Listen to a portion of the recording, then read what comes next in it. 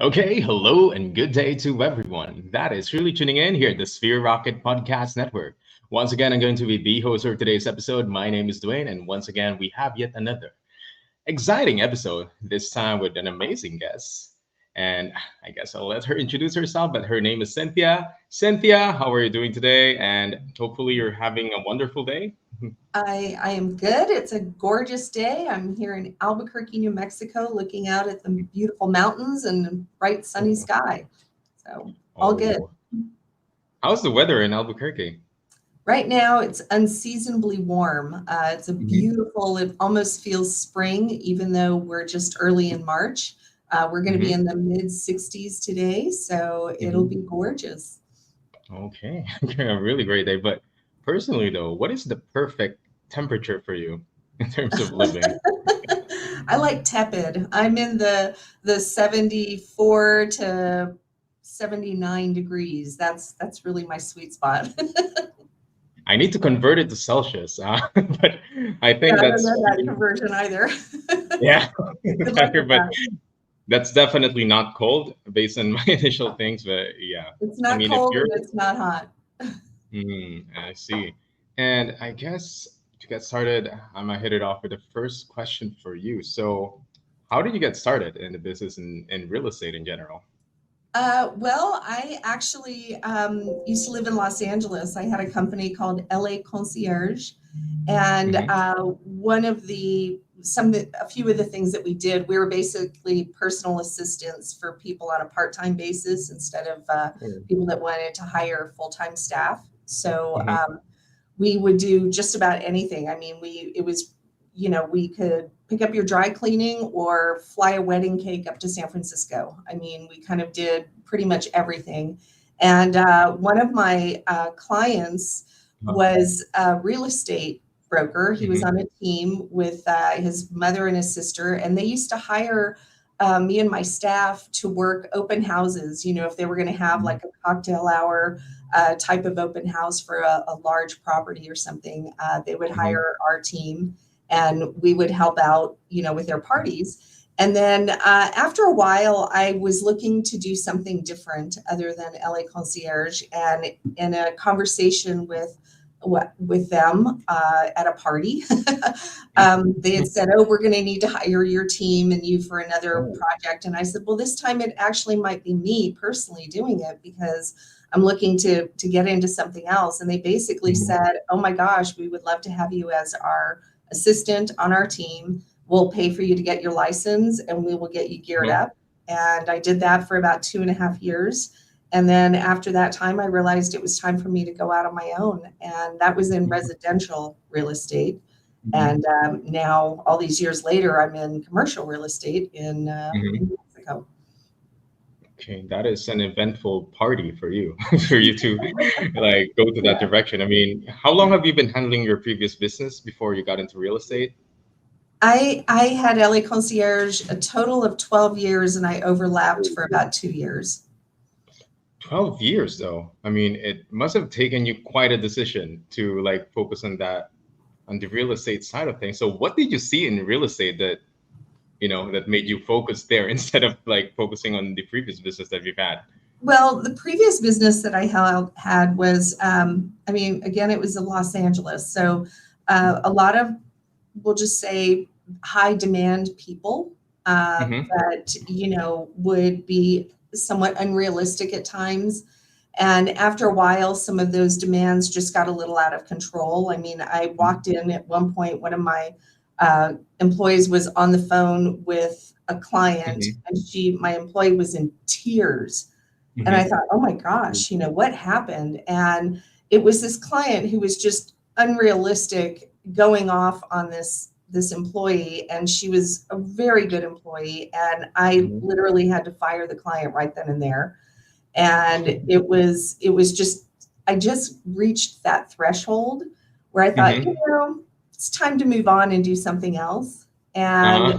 real estate was always attractive to me. I have a degree in interior design, so I always loved walking into, Mm-hmm. a new home, and I could see what Mm-hmm. what it could be versus Yeah. what it was. And so I always loved that part of it. So that was very attractive to me.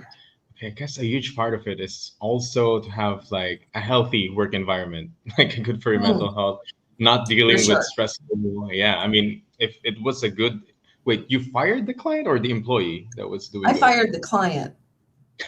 Yeah, I no, don't the say that a lot. client You fired needed the to client. go. Yeah, I fired the client. I was like, you know what? You know, you can take your business elsewhere. Hmm. This is unrealistic in the way you're Hmm. handling this. And, you know, she did the best she could with the information she had. Hmm. And this client, I mean, it was a point, this client was doing this constantly. This was not a one off situation. Uh-huh. This client constantly was treating and berating people. And Hmm. we had just reached the point where it wasn't worth the business. That is amazing in your part, though. I mean, you chose your employee over business. I I mean, chose that my is good. business. Yes. I, Oh, I okay. mean, I had employees that were ready to just revolt and walk out over that Hmm. one client. Oh, okay. Yeah, it's gonna give you a much huge a bigger repercussion if you kept that client Yes. then. I mean, I Hmm. definitely supported my employees by all means, Hmm. but I mean, like I said, it was that client was just really obnoxious. That must have been one heck of a client if it's that had. Yes, she was. Yeah. But yeah, enough of that. Now you're in greener pastures, I mean, in the real estate now. Yes. So, you're starting off in a pretty much new business environment in real estate. I mean, it's similar, getting clients to your previous business, but you must have done something to make it big in real estate, because you've switched from 12 years to, to switch over to a new business. So, what do you think was, I would say, your secret business superpower that made you, have your name in that in terms of in real estate, basically? Well, definitely persistence. As I said, I was in Los Angeles. I moved to Hmm. New Mexico. I'm Hmm. originally from Santa Fe. And Hmm. I was doing residential in Los Angeles. I kind of came to New Mexico and was doing residential here as well. And it just wasn't clicking for me. It wasn't, Hmm. I didn't feel it was a good fit. So Hmm. through a series of connections and conversations with other people, Connections. Yeah. I ended up in commercial real estate. And that really took me to a completely different level. It was, Hmm. it just the with my business background and my real estate background, it really came Hmm. together for me in the connections. I understood the I'm in multifamily, I sell apartment buildings. Hmm. And it's just the perfect combination for what I do. And what Hmm. really has been my quote unquote superpower, I guess, is persistence. I mean, you just have to Persistence. keep Yeah. at it. You know, it's very easy when you're in sales of any type to get very discouraged. And Yes. Rejections. The ones yes, like that. exactly. And part of it is you've got to stay positive, you've got to constantly be growing and learning and just moving forward with, okay, that didn't work. You know, sometimes it's hard to take that rejection, but Mhm. you've got to get past it and, suck it up, buttercup, and move on to the next. Yes. And another thing I wanted to dive into is, you've mentioned, even though we talk about you seeing real estate as a better switch in your career path or business direction, I'm sure that it's not all, rainbows and butterflies in real estate. So you pretty much had, problems, failures at least, but it's also a good way for you to learn from those mistakes. So if you have any notable or memorable mistakes that you've had in the past, and big things that you've learned for it, can you cite an example for us? Well, one mistake that I did that, is just one of those that you want to crawl under a rock, Hmm. and then later it ends up being a nothing. And it Hmm. was, I was sending over a listing agreement on a large deal, and I had sent over the wrong listing agreement for another property. And Oh. yeah, sent it to the wrong client. And the client that was supposed to get the correct listing agreement, um, the listing that I sent had a very low commission on it because we were doing a portfolio for this guy this other guy. So we had multiple properties in the portfolio, and each one was getting a lower commission than what we would normally charge. And when I realized, one, I had sent the wrong listing agreement to the wrong client, and now he has seen a very low commission. And I had to do a lot of damage control on that one as far as, I sent the correct listing agreement, and I thought I would just wait to see if it was going to turn into something. And it eventually, when it did sort of, I can't say it really surfaced in a negative way. It was just an inquiry. He's like, hey, I happened to notice. And I said, well, you will also notice in the next coming weeks, we'll be listing 5 properties with that group. And that is the reason why, they were all coming out at once. So we negotiated the commission down. And it turned out to be, it was a good conversation that came out of it. And he was understandable and all of that. But it was in that moment that, for 2 weeks, I was just sick over it. And it was definitely one of those things that was a lesson learned. It's like, you don't need to sit on that stuff forever. It's like, yeah, own it and just move on from that experience. And then it turned out to be literally a nothing as far as what I did. But it's just, first off, you've got to own it. Yes, sometimes we tend to overthink things that you should just skim over. It happened. Yeah, move on. It's not that big of a deal. You just think that it was, and yeah, that's pretty much it. Own it. I think that's the best way to. Yep. I can't hear you. I can't hear you. You're muted. Okay, hopefully I'm audible now. Yeah. Yeah. About okay, I didn't hear anything you said. Yeah, I was muted, I guess. But yeah, okay, returning back. So I guess you pretty much had your hands full basically in working.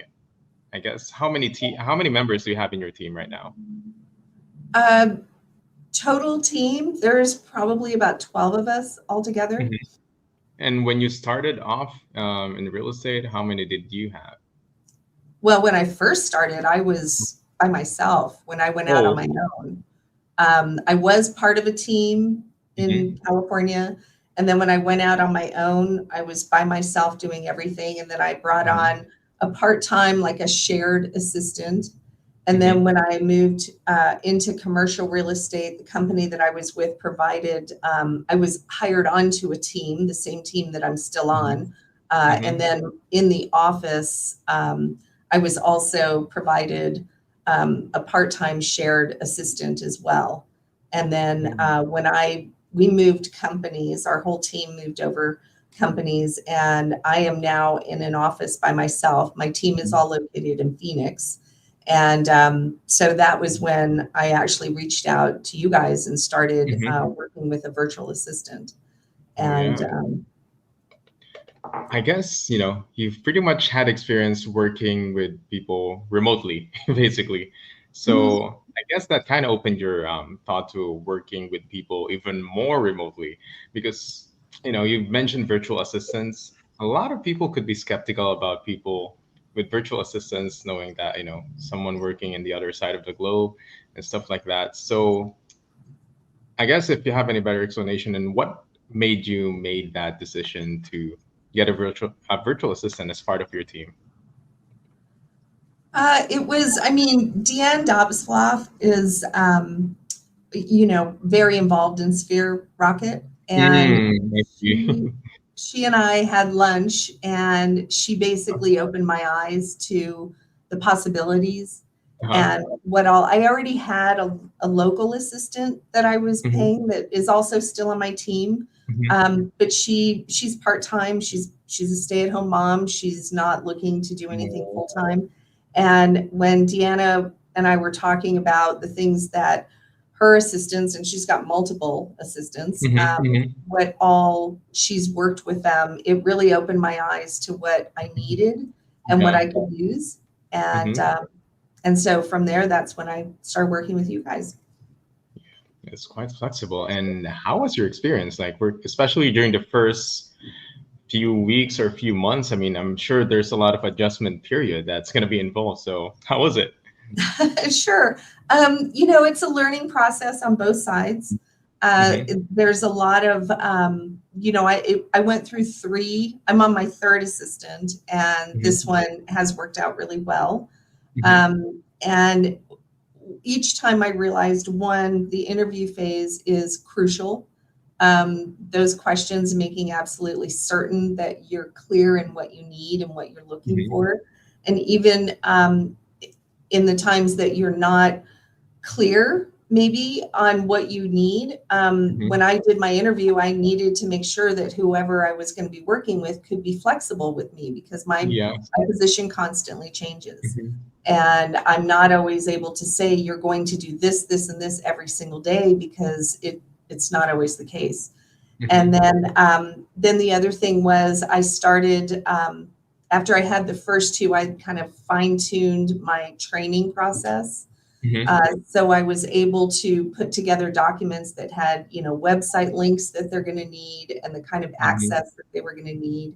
Hmm. And it took a while for them to get onboarded with my company because Hmm. our company was very skeptical of, having VAs. And even though Yeah. there were a couple of us in the company that were using them, it's still a process to get them onboarded. But now once they're on board, they can reach out to tech support if there's issues, et cetera. It's constant communication. And you need to realize that your assistant is not a mind reader. And the Yeah. more information you can give them and the more feedback you can give them as well, then the more they appreciate it. Like, hey, this didn't work out so well. Hey, you did a great job on this. I really like where you took this. I found that those are very helpful for both of us. It's not just a one-way street. It's both of us are learning how to work together and what is going to propel us forward. When I give her goals and so on, we need to work on this and let's get this done. Its communication is huge. Yes, definitely communication. And, it's not like you're going to hire a virtual assistant, let's say a video editor. He could be the best video editor, but if you don't guide him or her on how to, your business, how your business work and how you want him or her to do his job, how to edit videos, yeah, it would be a disconnect. So you need to be, yeah, constant communication is the key. And as you mentioned earlier, having I I guess SOPs. I forgot. There's another term for it. Like the onboarding process needs to be really smooth as well. So I guess that's something that a lot of people who wanted to hire a VA should work on before hiring a VA, so they wouldn't be running around like headless chickens on their first day. So that's pretty much it. So it Right. would be really efficient. Yes. Our onboarding process, just going through the company and everything, it took a couple of weeks. And so I had to make sure that she had everything that she could start studying, she could get, learning and understanding my business before the company went through their vetting process to get her on board. But that aside, VAs can be really flexible and resourceful as well. Like you Mhm. don't need to micromanage them. A lot of No. times they would research, they would actually study it on their own. And then, that's the amazing thing about, VAs. And we're quite happy to say that, Sea Rocket also do some prior training or some, let I guess workshops for them online to make sure that they're well equipped to before they get onboarded to the client. So that's pretty much one of the power features that we have in Rabbit. But Mhm. on a side note to that, I guess as a VA, other than being cost effective, basically, do you think that a VA can pretty much be competitive on having compared to a local assistant, considering that the tasks will work in both their work setup? I think they're both equal.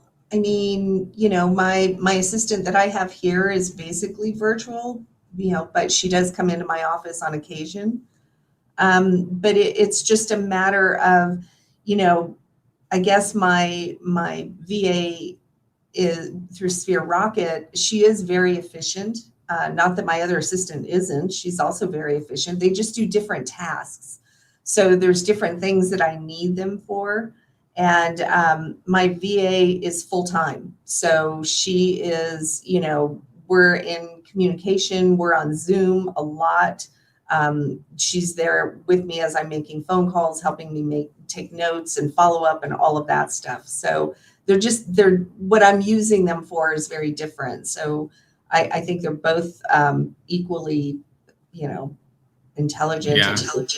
capable. It depends on the person, and it depends on how you're going to guide them and do their job, if they're going to be efficient in the job. Again, that's pretty much it. Finding the right fit is crucial. Exactly.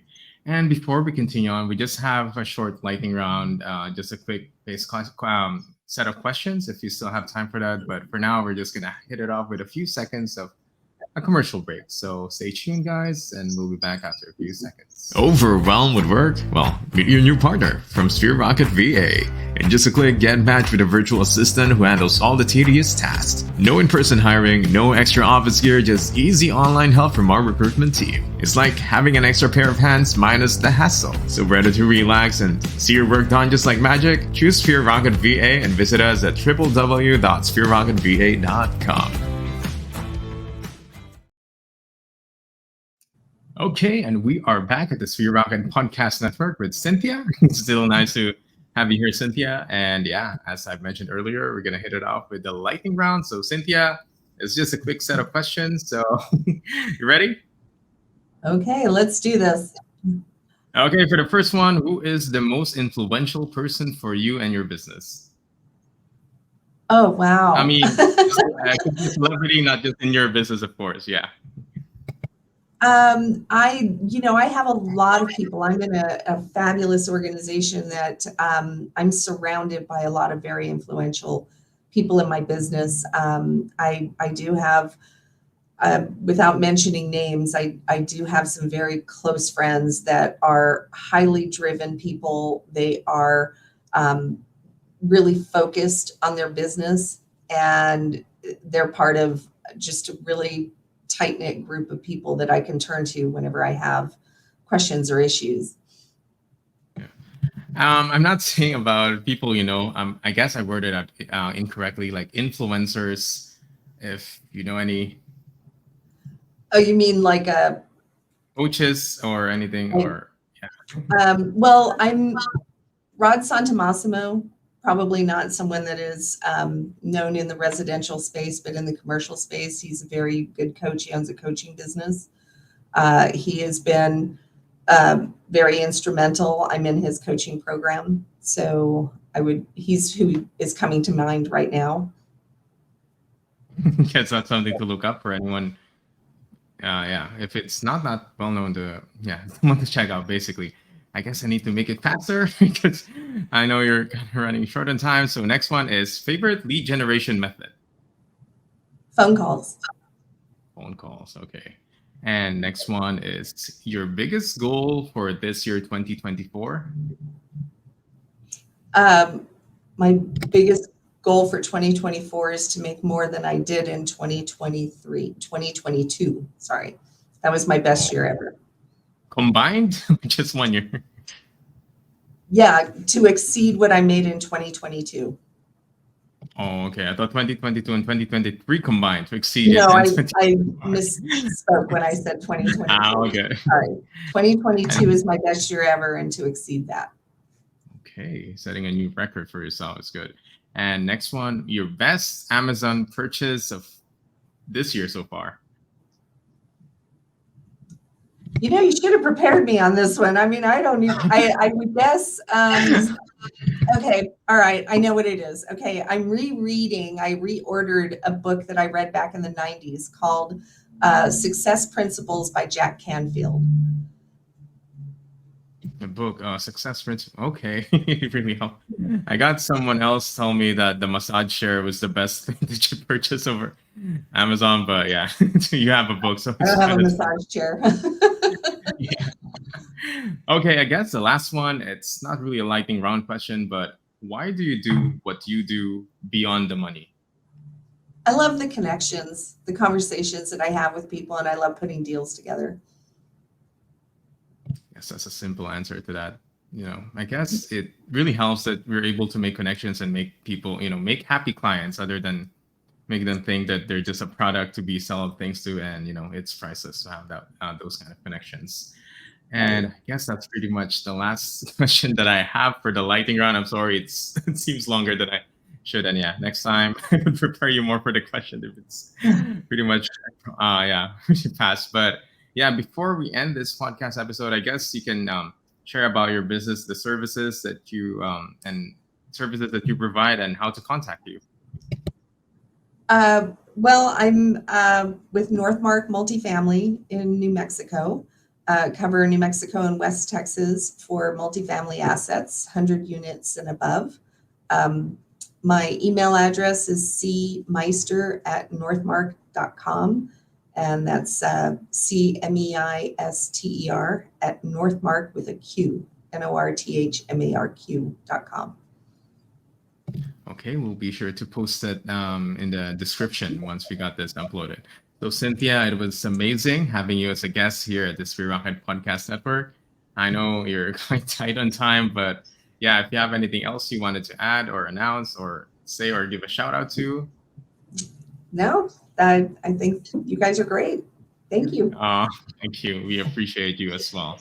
And I guess that with that being said, that is it for episode here at Sphere Rocket Podcast Network, and we'll hope to see you again in the next episode. Goodbye, everyone.